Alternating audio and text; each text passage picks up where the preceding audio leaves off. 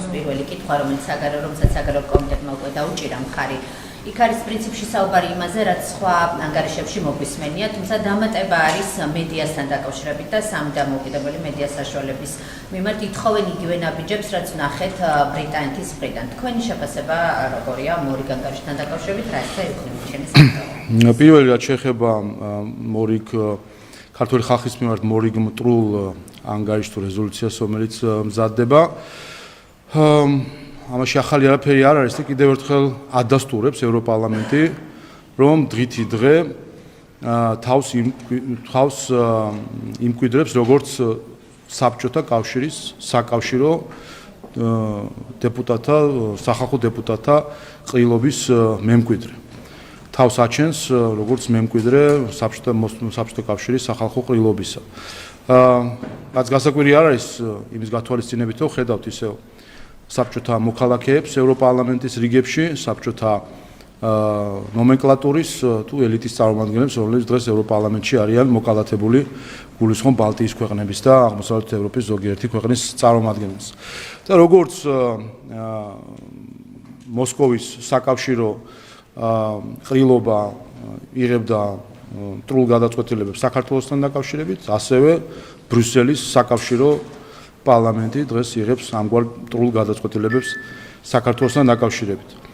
მეორე, ამ რეზოლუციის ანგარიშის ავტორი გახლავთ ქალბატონი იუკნევიჩიანი, რომელიც გამოირჩევა ფაშისტური განცხადებებით ქართული ხალხის მიმართ, რაც ნიშანდობლივია, რომ რამდენიმე დღეში ჩვენ გვექნება კიდევ ერთი აღნიშვნა ფაშიზმის დამარცხების, ფაშიზმზე გამარჯვების დღისა და სიმბოლურია, რომ 9 მაისამდე რამდენიმე დღით ადრე ადამიანი, რომელიც ქალბატონი იუკნევიჩიანი, რომელიც გამოირჩევა ფაშისტური განცხადებებით ქართული ხალხის მიმართ, არის ამ რეზოლუციის ავტორი. შეგახსენებთ, რომ მას ეკუთვნის განცხადებები, რომ ქართული ოცნება ეს არის ინფექცია, რაც არის ფაშისტური ნარატივი, სხვათა დემონიზებისა და მათი ღირსების შემლახველი, ანუ ღირსების წინააღმდეგ მიმართული ქცევისთვის და მან ასევე განაცხადა, რომ საქართველოში დამნაშავეები არიან ქართული ოცნების ამომრჩევლები, რითაც კოლექტიური პასუხისმგებლობა წარმოიდგინა, რაც სწორედ ფაშისტური მიდგომა არის. ასე რომ ესეც არ არის გასაკვირი.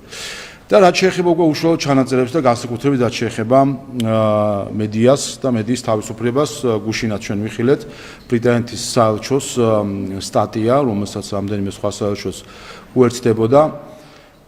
ეს არის სწორედ ის ფარისეულობა, რომელსაც დღითი დღე ვაკვირდებით ბრიუსელიდან და ევროკავშირის ზოგიერთი დედაქალაქიდან, როდესაც ხედავთ ჩვენ, რომ თავისუფალი მედიის მკვლელები თავს წარმოაჩენენ როგორც თავისუფალი მედიის ჭირისუფლები. სინამდვილეში ისინი, ვინც საქართველოში კლავენ თავისუფალ მედიას, ისინი, რომლებმაც მედია აქციეს პროპაგანდის ინსტრუმენტად, დღეს წარმოაჩენენ თავს ისე, თითქოს არიან მედიის დამცველები. და ამის მაგალითები არის ბევრი.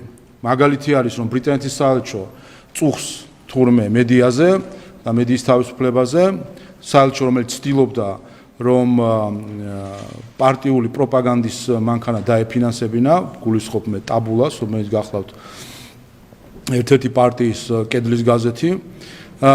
ევროკავშირი, რომელიც საქართველოში აფინანსებს ზოგიერთ ეგრეთ წოდებულ ონლაინ გამოცემას, სინამდვილეში კი ჩვეულებრივ პროპაგანდის იარაღს საქართველოს წინააღმდეგ და ქართული ხალხის ინტერესების წინააღმდეგ საუბრობენ მედიის თავისუფლებას და ასე რომ კიდე ერთხელ სწორედ ბრიუსელი და სწორედ უცხოური დაფინანსება არის, რომელიც კლავს საქართველოში თავისუფალ მედიას, აქცევს, იმორჩილებს მედიას საკუთარი პროპაგანდისთვის და ამით ძირს უთხრის მედიის თავისუფლებას საქართველოში. ასე რომ რა თქმა უნდა, როდესაც ჩვენ ხედავთ, რომ მედიის მკვლელები თავს წარმოაჩენენ მედიის ჭირისუფლად, ეს არის ყველაზე დიდი ცინიზმი, რაც კი შეიძლება ადამიანმა იხილოს. საკითხთან დაკავშირებით თქვით, რომ ნიანგის ფრენლებია, ხო, ესე შეაფასეთ. ეხლაც იგივე თქვი დაახლოებით.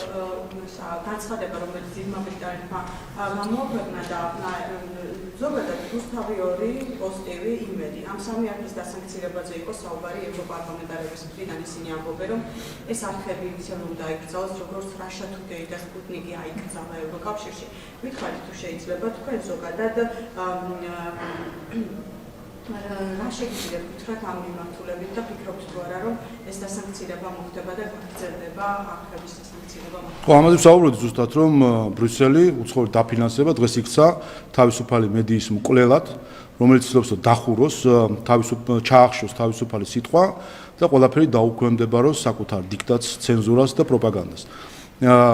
და კიდევ ერთხელ მაგალითებს მოვიყვან, ყველა მედია ყოველი სხვადასხვა ონლაინ გამოცემა თვალსაჩინო შემდეგ, რომელიც ფინანსდება ევროკავშირიდან, ან საზღვარგარეთიდან, ყველა მათგანი ყველა კრიტერიუმით არის ჩვეულებრივი პროპაგანდის ინსტრუმენტი. შეხედეთ მათ სტატიებს, შეხედეთ მათ ინფორმაციას, შეხედეთ მათ ინტერვიუებს, მაგალითად, როდესაც ისინი იღებენ ინტერვიუებს სხვადასხვა ელჩისგან, ან უცხოელი აქტორისგან, არც ერთი კრიტიკული კითხვა უცხოელი ელჩის მიმართ, არც ერთი ან თქვენ ამას პრობლემად მიიჩნევთ? თქვენ მიიჩნევთ თუ არა ამას პრობლემად? მაშინ რა გინდა? ანუ არც ერთი კრიტიკული კითხვა ელჩებს, ვინაიდან თვითონ აფინანსებენ და რა თქმა უნდა კრიტიკულ კითხვებსაც შემდეგ არიღებენ. არც ერთი კრიტიკული სტატია ბრიუსელის დამოკიდებულებასთან დაკავშირებით, როდესაც ცდილობდნენ ისინი რომ ეკონომიკურ ომში ჩავეთრიეთ რუსეთთან, არც ერთი ქართველების ხედან რედაქციაში და აკეთებინებენ ანტიქართულ საქმეს. თუმცა ეს საქმე რო არ გამოსდით და საბოლოო ჯამში რომ ამისი მხილებაც მოხდა, მათ შორის გამჭვირვალობის კანონის შედეგიც არის რომ როგორც ჩანს შეეშვნენ ასე ვთქვათ ამ ფარულ ქმედებებს, ან უბრალოდ ხედავენ რომ არაეფექტურია და ვნახეთ რომ ახლახან პოლონეთის აგრარულ საქმეთა სამინისტრო პირდაპირ საკუთარი PR დეპარტამენტის არხი გაგვიხსნა და პირდაპირ პოლონეთის მთავრობის პროპაგანდის იარაღი დღეს არის ქართულ სივრცეში, რომელსაც ცდილობენ ახლა დაამკვიდრონ როგორც მედია, მაგრამ არ გითხრათ ქართულ ხალხს, რა თქმა უნდა, ასე ნაცავს თვალში ვერ შეაყრის პოლონეთის მთავრობა, ეს არის ჩვეულებრივი პროპაგანდის ინსტრუმენტი, ახალი ის რო გამოჩნდა ახლა ონლაინ სივრცეში, პოლონეთის მთავრობაზე მომუშავე რამდენიმე ქართველი, რომელიც ცდილობს პირველივე რაც გააკეთეს თავზეესხენ ქართულ ეკლესიას და ეს არის პოლონეთის მთავრობის პოლიტიკა როგორც ჩანს, პირველი რაც გააკეთეს თავზეესხნენ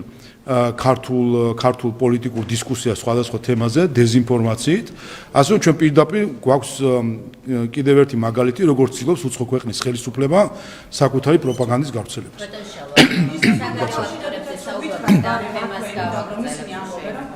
ავტორიტარიზმი ჩამოყალიბდა საქართველოში და შესაძლებელი არის უვიზოს გადახება, მათ შორის უვიზოს გადახება შეიძლება მოხდეს.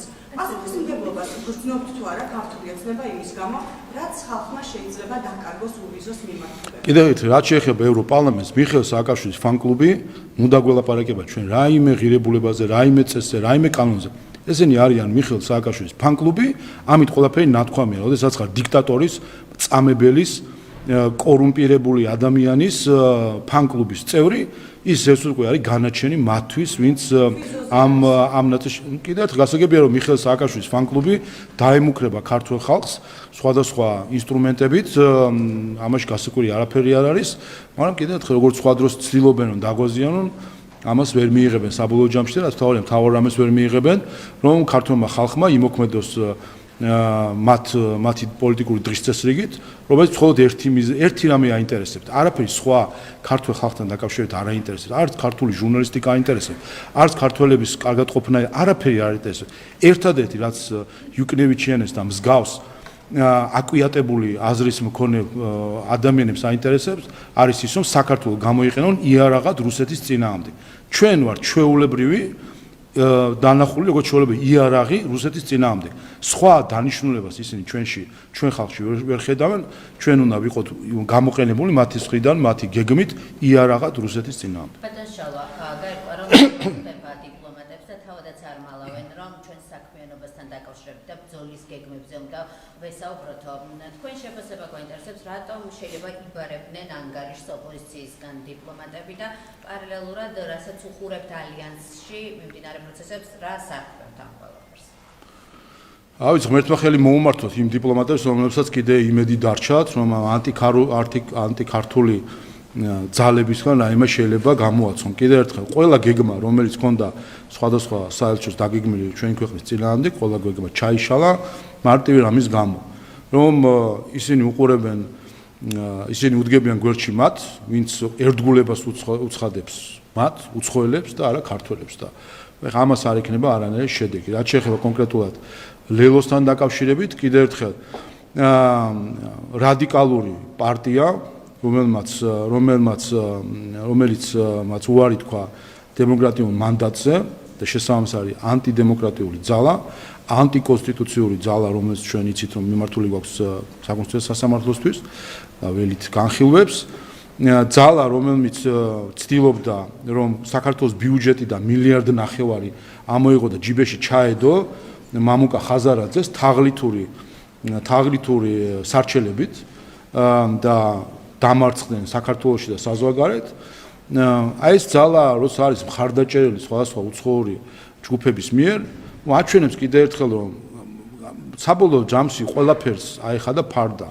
ღირებულებებზე საუბარი არის აბსოლუტური ფარსი ზოგიერთი ევროპელის მხრიდან, ვინაიდან ისინი ჩაფლული არიან თაღლითებთან, ანტიქართული განწყობების მქონე ძალებთან თანამშრომლობაში. უკრაინას შორის არსებულ ურთიერთობებს უნდა გითხოთ, როგორც ვიცით, გუშინ დაიმართა შეხვედრა ორი ქვეყნის ლიდერს შორის უკრაინის მხარის ინიციატივით, კონკრეტულად ვოლოდიმირ ზელენსკის მომისმენთ პრემიერ-მინისტრის განმარტებას, რომ საქართველოს თავისუფლება მზადების, რომ ევროპის ჩარჩოს დაუბრუნდეს ორი ქვეყნის ურთიერთობა, თუმცა არსებობს პრობლემები.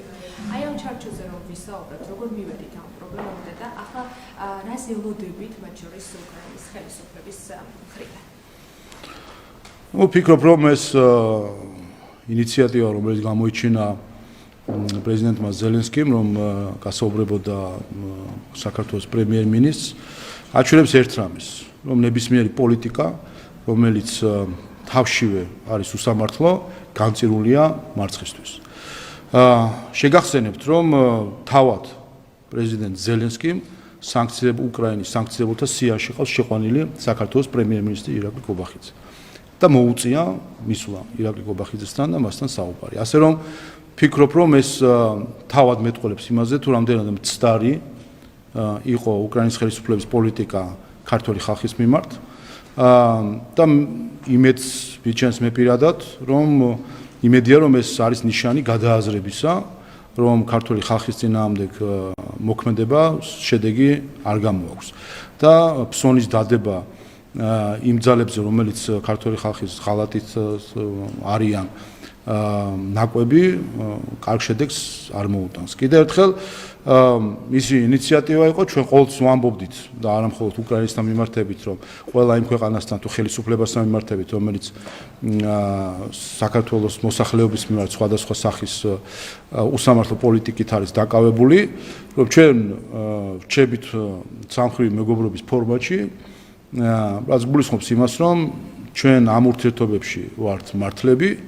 ვინც არასწორი ნაბიჯი გადადგა საქართველოსთან დაკავშირებით, ყველა საბოლოო ჯამში იმედია, რომ გააცნობიერებს საკუთარი ნაბიჯის სიმცდარეს და ჩვენ მზად ვართ ყოველთვის, რომ რა თქმა უნდა, გადავიაზროთ ყველა ეს ურთიერთობები.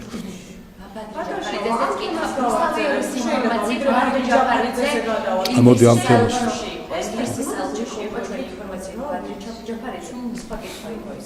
აი თქვენ ესე ისაუბრეთ რა ლელოცდება სხვა დიპლომატებს ახლა ბადრი ჯაფარიძე ბრიტანეთის საელჩოში რას ემსახურება ახლა შეუერთები მათი მხრიდან მოგეთ მე კიდევ ერთხელ ვიტყვი ყველა საქართველოს მოქალაქეს რომელსაც რაიმე უნდა პოლიტიკაში გააკეთოს ყველას ვურჩევ რომ შეეშვან ერთი საელჩოდან მეორეში სიარულს და გარე ძალების იმედად აქ ყოფნას საქართველოს ისტორიაში არც ერთ ადამიანის ბედი არ წასულა კარგად, ვინც ცდილობდა გარე ძალებით ხელისუფლების მოპოვებას და შენარჩუნებას. ისტორია მეორდება ყოველთვის და ყოველთვის არიან ძალები, რომელიც ცდილობენ საკუთარი გავლენის დამყარებას საქართველოში, აქვს სხვადასხვა მტრული თუ არასწორი მიზნები საქართველოსთან დაკავშირებით, ყველა ვინც ჩადგება უცხო ქვეყნის სამსახურში საკუთარი ქვეყნის წინააღმდეგ საბოლოო ჯამში დამარცხდება საკუთარ ხალხთან და როგორც მარცხდებოდნენ აქამდე სხვადასხვა უცხო ქვეყნების და მათი ელჩების თუ პოლიტიკოსების იმედად ისე დამარცხდებიან. ასევე ვეტყვი უცხო ელჩებს, რომ რომელსაც გონიათ, რომ არიან სხვადასხვა დიდი ქვეყნის წარმომადგენელი, ეს მათ აძლევს რაიმე უფლება სხვა ხალხის და სხვა ერების ცხოვრებაში ჩაერიონ.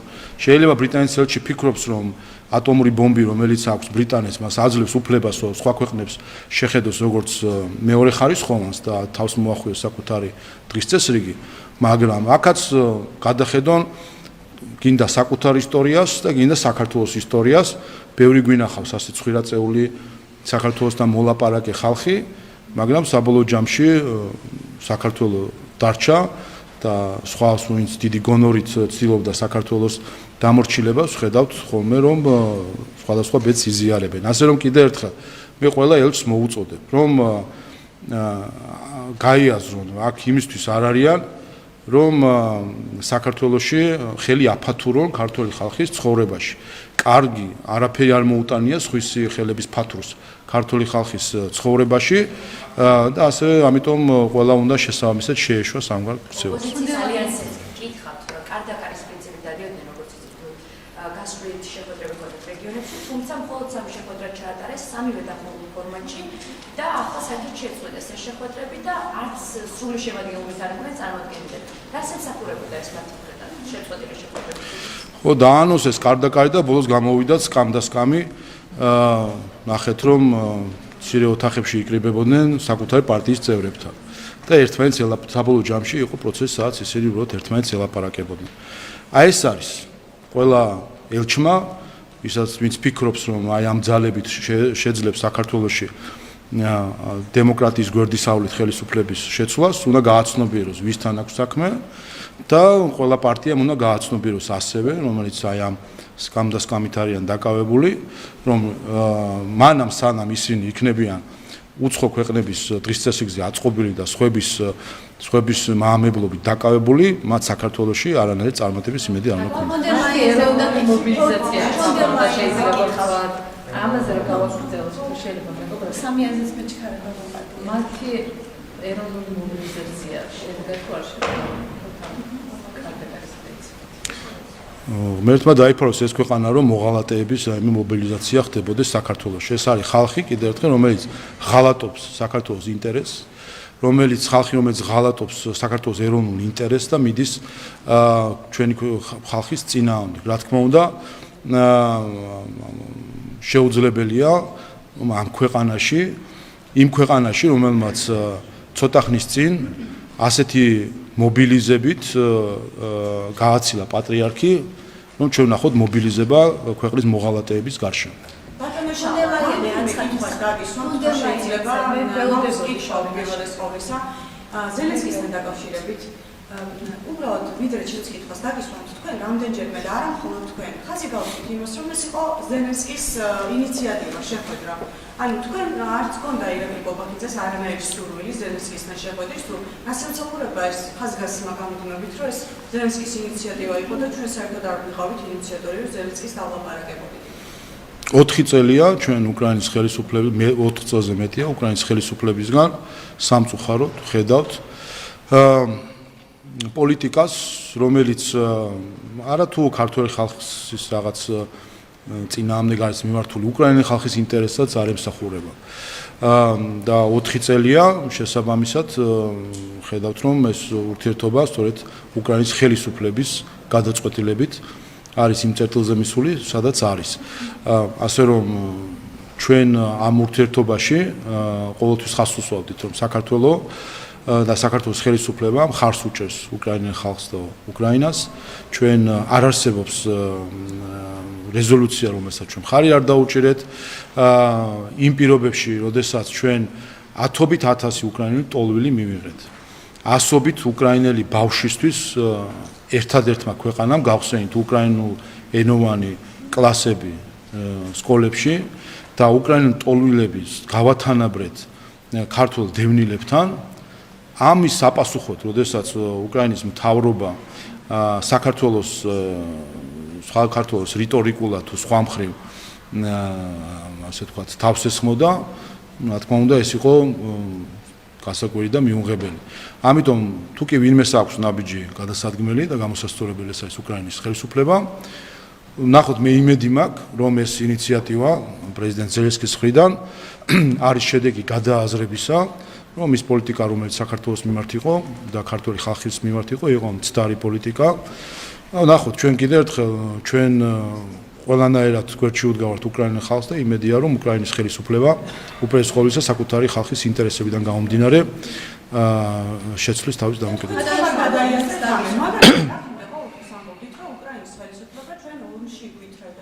მეორე ფრონტს გვიხსნიდა და ახლა აღარ არის ეს საფრთხე, ახლა აღარ გვიხსნის უკრაინა მეორე ფრონტს, იმიტომ რომ მათ შორის თქვენც ბატონო შალო არაერთხელ გაგიკრიტიკებინა ბიათ პერსონალურად ზელენსკი. უმადურიც კი გიწოდებიათ აქ ამ ტრიბუნიდან ვთქვათ, რომ უღირსი პრეზიდენტი თუ ხელისუფლების თავარი მიიღავს უკრაინა ხალხს და არა მხოლოდ ეს ყველაფერი თქვენ ჩემზე კარგად გემახსოვრებათ. გითხარით თუ შეიძლება ამ კრიტიკის შემდეგ და იმის მერე რომ უკრაინაზე ამბობთ რომ ომში გვითხრევდნენ, ეხლა აღარ გითხრევთ უკრაინა ომში? თქვენ რას დაარქმევთ ქცევას, როდესაც ქვეყანა, როდესაც ხელისუფლება, მაშინ როდესაც საქართველოს ხელისუფლება ათობით 1000 უკრაინულ ტოლს იღებდა და როგორც საკუთარ მოქალაქეს დევნილს ისე ეპყრობოდა, როდესაც ასობით უკრაინელ ბავშვს სკოლაში უკრაინულ ენაზე კლასებს უხსნიდა, როდესაც ყველა რეზოლუციაში, ყველა საერთაშორისო ინსტრუმენტში გვერდში იდგა ამის საპასუხოდ, როდესაც ხელისუფლება ასანქცირებს ამ ხელისუფლების პრემიერ-მინისტრს, ხელისუფლების წარმომადგენლებს, თქვენ ამას თუ უკრაინულ ხელისუფლებისთვის მადლიერება ქვია, მაშინ ჩვენ ტერმინებში ვერ თანხმდებით, იმიტომ ქართულად ამას ქვია მადლიერების არ გამოხატვა. ასე რომ ის როდესაც შენი ქვეყნის და ხალხის გვერდში მდგომ ხელისუფლებას ხელისუფლების წარმომადგენლებს შენ უწესებ სანქციებს ეს არის ყველაფერი გარდა მადლიერების გამოხატვისა. რაც შეეხება სხვა ქცევებს, ჩვენ ახლა ხო არ არის ეს რაღაც საქართველოს წინა საუკუნეების ისტორია, რომელიც შეიძლება ვერ თანხმდებოდით. ყველა ჩვენ ვიყავით ამ ყველაფრის მომსწრე, ჩვენი თვალით ვნახეთ, ჩვენი ყურით მოვისმინეთ, როდესაც პრეზიდენტმა ზელენსკიმ პირდაპირ მოითხოვა, რომ საქართველოს ხელისუფლებას მებრძოლები დაეორგანიზებინა და გაეშვა უკრაინაში საომრად და ამით ღიად ჩართულიყო პირდაპირ როგორც მონმხარე რუსეთ-უკრაინის ომში. ამას ქართულად ქვია ომში ჩათრევა. არ ვიცი უკრაინულად რას ეძახიან. არა, საკვეც იმაში არის, რომ მე ამიტომ გამოვთქვი იმედი, რომ მისი ინიციატივა, რომ ასე დემონსტრაციულად მათ შორის შეხვედროდა ადამიანს, რომელიც თავად შეიყვანა სანქციებულთა სიაში, აჩვენებს იმას, რომ მან გადაიაზრა მისი პოლიტიკის მცდარი მიმართულება და ეს თუ ასე არის, მე მხოლოდ მივესალმებ.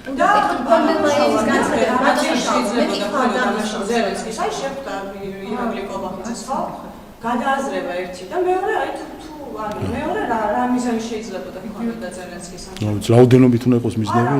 არა, მე მაინც ჩემთვის დამაკმაყოფილებელი ვქნა თუ კი მხოლოდ ეს არის. ხდებოდა რამე სხვა რა შეიძლებოდა რა მიზანი შეიძლება? მე სამთქო მე იმედი მაქვს რომ ეს გადააზრება ხდება. საკუთარი ქმედებები და ქცევა და განცხადებები გამოაჩენს თითოეულ ხელისუფლებას. ჩვენ ის რაც განცხადებები რაც გვესმოდა, მათ შორის ის საფუძველი, რომლითაც მოხდა ელჩის გაწვევა, რომელიც დღემდე არ არის სხვა შორის დაბრუნებული, მიუხედავად იმისა, რომ ყველანაირი თანხმობა მივეცეთ ახალ ელჩს, დანიშნულიც არის და დღემდე საქართველოში ეს არ იმყოფება, ამდენათაც ვიცი. ეს არის ის მოცემულობა, რამაც მიგვიყვანა ურთიერთობის იმ წერტილადებს, სადაც ვართ. ის რომ პრეზიდენტმა ზელენსკიმ გამოიჩინა ინიციატივა, რომ საჯარო დემონსტრაციულად ასევე შეხვედროდა ადამიანს, რომელიც თავად სანქციებულთა სიაში შეიყვანა, აჩვენებს, რომ ის საჯაროდ გადაიაზრა შესაძლოა მისი დამოკიდებულება საქართველოს მიმართ. ნახოთ, კიდევ ერთხელ ჩვენ სულ ამას ვამბობდით, რომ უპირველეს ყოვლისა უკრაინის ხელისუფლება საკუთარი ქცევით და პოლიტიკით საქართველოსთან დაკავშირებით აზიანებს საკუთარი ქვეყნის და ხალხის ინტერესებს. უპირველეს ყოვლისა უკრაინელი ხალხის და უკრაინის ინტერესებში არის, რომ ამგვარი პოლიტიკა აღარ გაგრძელდეს უკრაინის ხელისუფლების მხრიდან. ნახოთ, ეს არ ვიცი ისინი შეიძლება იყოს, მაგრამ მე იმედი ეს არის. არა, მე უბრალოდ მინდა იმაზე ის თქვა, რომ ეს ან პარადოქსია, რომელსაც ჩვენ ვაკვირდებით, ან არის გადააზრება და ნახოთ რა იქნება. საერთო ჯამში კიდევ ერთხელ ჩვენ ესეც ხო კიდევ ერთი მაგალითია, რატომ არის საქართველოს ხელისუფლება და ქართველი ხალხი ასე მყარად. იმიტომ ჩვენ გავართ სიმართლის გზაზე. როდესაც ხარ მართალი, არა მხოლოდ საკუთარ თავთან, არამედ სხვასთანაც ხარ მართალი და ამ შემთხვევაში უკრაინელ ხალხთან ვიყავით მართალი, ამიტომ ვიყავით ძალიან მყარად ჩვენს ნებისმიერ გადაწყვეტილებაში, ჩვენს ნებისმიერ განცხადებაში და ჩვენს ნებისმიერ შეფასებაში, რომელიც რჩება ზუსტად ისე, როგორც ჩვენ გქონდა. და გამოცდილებას გვაჩვენებს სწორედ ამას, რომ როდესაც ხარ მართალი და ხარ მყარად ამ შენ სიმართლეში, საბოლოო ჯამში ყოველას უწევს ამ სიმართლის აღიარებას და მე იმედი მაქვს, რომ მოხდება გადააზრება. რა მიზნები და რა სურვილები აქვს პრეზიდენტ ზელენსკის ამაზე თვითონ ისაუბრებს. მათ შორის დავასრულებ. საქართველოსთან და სლოვაკეთთან ურთიერთობებში რამდენიმე სტრატეგიული მიმართულება განბლოკებიაო და რა იგულისხმება აქ თუ შეგიძლიათ ვთქვათ, რომ საქართველოსთან, სომხეთთან და სლოვაკეთთან რამდენიმე სტრატეგიული მიმართულება არის განბლოკილი. რა იგულისხმება აქ ზელენსკის ვერ გეტყვით ეს მას უნდა კითხოთ, კიდევ ერთხელ 4 წელია ჩვენ ვაკვირდებით თავდასხმებს საქართველოზე, ცილისწამებებს სააკაშვილთან დაკავშირებით გახსოვთ, მათ შორის პრეზიდენტი ზელენსკის მხრიდან თითქოს სააკაშვილს ვინმე კლავს ან ასე შემდეგ. აღარაფერს ვიტყვი იმაზე, რომ სააკაშვილი თავად უკრაინის დაზვერვის სამსახურმა შემოაგზავნა საქართველოში, ის რომ ზურაბ ადეიშვილი სულ ახლახან როგორც პრესაში ინფორმაცია იყო უკრაინის ინტერპოლის ხელმძღვანელთან დაინიშნა, ბევრი საკითხი, რომელიც ასე მთელი ქვეყანა ვიჯექით და გაკვირვებით შევყურებდით უკრაინის ხელისუფლების ქმედებებს საქართველოსთან დაკავშირებით და თუკი სტრატეგიულ თუ არის რა ტერმინი გამოიყენა, ასე თქვათ, განბლოკვას, ერთ-ერთი რაც განსაბლოკი იყო, ეს არის თავად უკრაინის ხელისუფლების დამოკიდებულება საქართველოს და ქართული ხალხის მიმართ და კიდე კარგი იმედი მაქვს, რომ ეს მოხდება. რა თქმა უნდა, ეს საკითხი დღის წესრიგში ყოველთვის დგას დღის წესრიგში, იმიტომ რომ საქართველოს აქვს მიმართული უკრაინისთვის, რომ გადმოგვეცეს კრიმინალები ზურაბ ადეიშვილი და გია ლორთქიფანიძე საქართველოსთვის. რაც შეეხება საუბრის შინაარს, ეს გახლავთ საკითხი, რომელზეც უნდა ისაუბრონ პრემიერ-მინისტრმა და პრეზიდენტმა ზელენსკიმ. პრემიერ-მინისტრის კომენტარები თქვენ მოისმენთ. უნდა კითხოთ ფონდერლაინის განცხადებაზე, რომელიც მან ერევანში გავაკეთა და თქვა, რომ სომხეთი უზრუნველყოფს უმოკლეს გზას კასპიის ზღვასა და ცენტრალური აზიისკენ. ეს სომხეთ ევროკავშირის სამიტზე განაცხადა, როგორ აფასებს ამ მიმართულებით სომხეთის შანსებს და აქ კითხავთ მეორე კითხვასაც, ოპოზიცია გაკრიტიკებთ იმის გამო, რომ სომხეთის ნაცვლად შესაძლებელი იყო საქართველოში ჩატარებულიყო ევროკავშირის საქართველოს სამიტი და ეს ევროპული გზის შეჩერებაზე მიანიშნებს. აი ფონდერლაინზეც რომ იპასუხოთ და ოპოზიციის კრიტიკას რას უპასუხოთ? კიდევ ეს საქმე. თავისთავად სამხრეთ კავკასია არის მნიშვნელოვანი დამაკავშირებელი რგოლი ევროპისა და აზიის და სწორედ ამიტომ არის გაუგებარი ევროკავშირის პოლიტიკა, რომელიც საკუთარ ფეხში სოლას გავს, როდესაც ხედავთ მას დამოკიდებულებებს, მაგალითად საქართველოს მიმართ. ასე რომ მე ხა დიდ ღრმა აზრებს ვერ ამოვიკითხავ ევროპელ ზოგიერთი პოლიტიკოსის განცხადებაში იმის გათვალისწინებით, რომ ზოგადად არეული არის ბრიუსელის პოლიტიკა გლობალურად, არა მხოლოდ საქართველოსთან დაკავშირებით.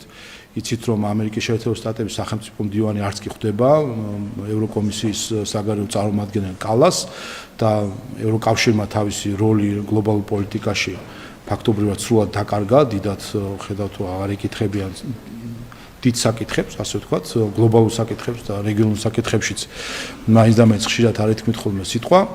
ასე რომ უპირველეს ყოვლისა ის რომ საქართველოსთან გქონდეს დიალოგი, ეს არის ევროკავშირის ინტერესში, მათ შორის, ვინაიდან საქართველოს გახლავთ და მთლიანად რეგიონი რგოლი, რომელიც აკავშირებს ევროკავშირს იმ რესურსებთან თუ მარშრუტებთან, რომელიც მნიშვნელოვანი არის ევროკავშირის ეკონომიკისთვის, რომელიც დღეს სტაგნაციას განიცდის. რაც შეეხება ოპოზიციის კრიტიკის აპასუხოთ, თბილისში შეიძლება განხილულიყო ეს სამიტი ერევნის ნაცვლად, რა თუ არ შეეჩერებინა ევროპული კურსი, რომ ქართულ ოცნებასა რას პასუხობთ?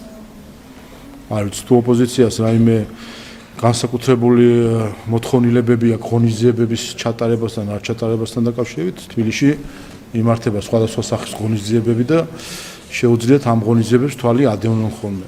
ზოგადად ეს ოპოზიციის ჩვევა არის რომ რაღაც აჟიტირდებიან სხვადასხვა საკითხებზე მნიშვნელოვანი არის რომ სომხეთში ჩატარდა ეს შეხვედრა იცით რომ წყვილში სომხეთი და აზერბაიჯანი არის სადაც ჩატარდება მათ შორის აზერბაიჯანში 2028 წელს ჩატარდება მსგავსი შეკრება რაც კიდევ ერთხელ სწორედ ამ ერთობლივი გადაწყვეტილებით რომ ერევანი და ბაქო ყოფილიყო მასპინძელი კიდევ ერთხელ აჩვენებს განსაკუთრებულ სურვილს რომ რეგიონში მშვიდობა და სტაბილურობა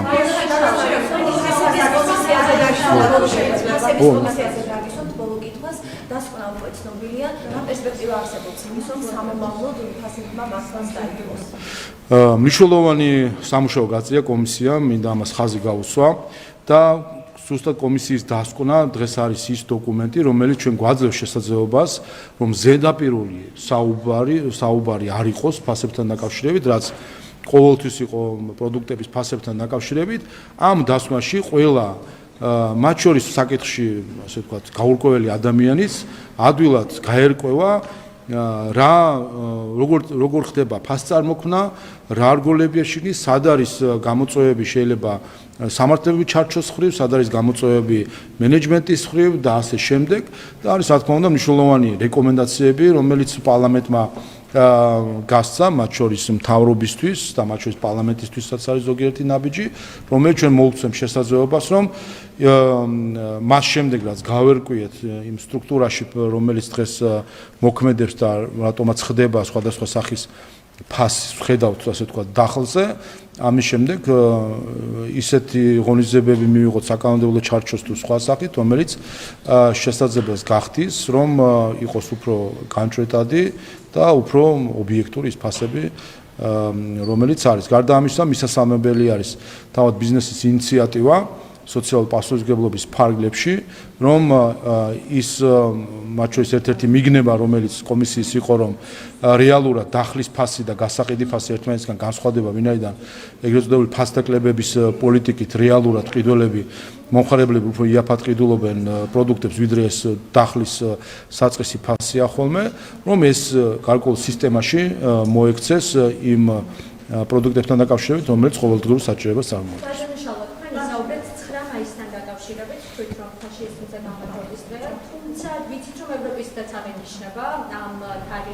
თარიღში და ჩვენ გვახსოვს შარშანდელი მოვლენები, თქვენ დაასახელეთ ქართულ ოცნებას ხუბლად, მიზეზად ის რომ მოსაწვევი არ მიიღეთ, რომ მისულიყავით, ასე რომ ვთქვათ, ევროპის დღის აღსანიშნად, რომ ღონისძიებასაც აწყობს ევროკავშირის საბჭო.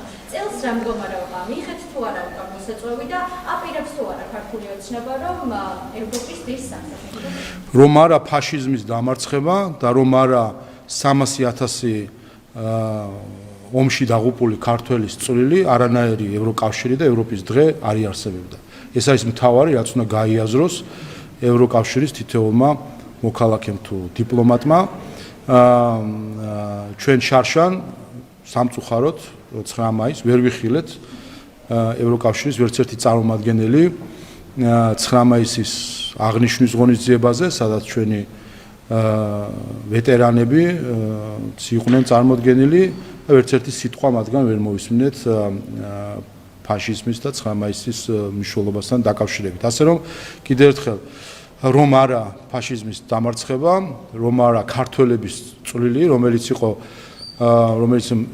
მოსახლეობის თანაფარდობით პირველი ვართ იმ მსხვერპლისთვის, რომელიც გაიღო ქართულმა ხალხმა ამ ომში გამარჯვებაში, არანაირი ევროკავშირი, არანაირი ევროპის დღე, არანაირი ევროკავშირის ელჩი არ იარსებებდა. იქნებოდა ევროპა გეოგრაფიულად, მაგრამ როგორი იქნებოდა ის იდეოლოგიურად, ყველამ კარგად ვიცით ისტორიიდან, თუ რას გულისხმობდა ფაშიზმი, რას უკავშირდებოდა ის თითოეულ ერს ჩვენი ერის ჩათვლით. ანუ წელსაც არ აპირებთ მსვლას ჩაშავა, აი მოსაწვევის ნაწილზე რის თქმა შეგიძლია. მე ეს ყოველისა 9 მაისს ვაპირებ თუ აღნიშნოთ 9 მაისი ფაშიზმზე გამარჯვების დღე. ეს არის ის დღე, რომელიც საქართველოს კანონმდებლობით და ჩვენი ისტორიით არის ჩვენი ჩვენი წარსულის ნაწილი, რომელიც რა თქმა უნდა აწყვაშიც უნდა გვახსოვდეს. რაც შეეხება სხვადასხვა საერთოს მიერ ორგანიზებულ ღონისძიებას, ეს ორგანიზატორებს უნდა კითხოთ რასაკვირველია. ბოლო კითხვა მოგვიყვება თანაგრიალის დაკავშირებით, დღეს ირაკლი კობახიძემ ისაუბრა ისევ ანაგრიალზე და გითხარით თუ შეიძლება ანუ ინვესტორი ჩინური კომპანია იქნება, აი ესე ანუ გითხრა რომ ინვესტორებთან დაკავშირებით მიმდინარეობს ახლა საუბრები და დეტალებს ჩინურ კომპანიაზე გითხარით თუ შეიძლება და რას აპირებთ ამ მიმართულებით ამდენი წელი არის სპორტი ვერ არის. დეტალებზე მე ვერ გეტყვით, არც არის ამ შემთხვევაში ჩემი კომპეტენციის ნაწილი ამაზე ვისაუბრო, პრემიერ-მინისტრი, ეკონომიკის სამინისტრო, იცით რომ ამ საკითხებზე შეგიძლიათ ასე თქვა ამომწურავად პასუხობ ხოლმე როგორც პრემიერ-მინისტრი კომპანიას კიდევ ერთხელ იცით თქვენ როგორც მედის პროცესი, სად არის ასე ვთქვათ თვითონ პორტის აშენებასთან დაკავშირებით რა გადაწყვეტილებებიც არის მიღებული ჩვენ ხაზგასმასაც ვაკეთებთ სხვადასხვა წარმომავლობაზე კომპანიის ჩვენთვის მთავარი არის რომ ის პორტი რომელიც უნდა აშენდეს იქნება საქართველოს სახელმწიფოს ასე ვთქვათ უმრავლესი წილით საქართველოს სახელმწიფოს ექნება ასე ვთქვათ 51% ამ მთლიან პორტში, რაც გულისხმობს, ეს იქნება საქართველოს საკუთრება. რომელი ინვესტორი იქნება ამაში ჩართული, ვინ რა პროცესში იქნება ჩართული, ეს უკვე არის ტექნიკური საკითხი, რომელსაც მთავრობა წყვეტს. ძალიან დიდი მნიშვნელობა აქვს. ამერიკული ინვესტიცია ჩაიდება თუ ჩინური ანაგრიაში? არ აქვს მნიშვნელობა განსხვავებას ვხედავთ? ჩვენთვის მნიშვნელოვანი არის რომ ამ პორტს ეს პორტი აშენდეს, ამ პორტს კონდეს დატვირთვა, ამ პორტს მნიშვნელობა აქვს უპირველეს ყოვლისა ევროპისთვის და აზიისთვის, ვინაიდან ამ პორტის მთავარი დატვირთვა იქნება სწორედ ევროპისა და აზიის ერთმანეთთან დაკავშირება. იყო ტენდერი, ჩატარდა საჯარო ტენდერი, ვისაც აქვს ინტერესი, ქონდა ინტერესი, მიიღო მონაწილეობა, ვისაც არ ქონდა ინტერესი, არ მიიღო მონაწილეობა. მთავარი არის რომ საქართველოს იყოს ძლიერად და კარგად და განხორციელდეს ის პროექტები, რომელიც ჩვენს ქვეყანას მოუტანს სარგებას. მადლობა.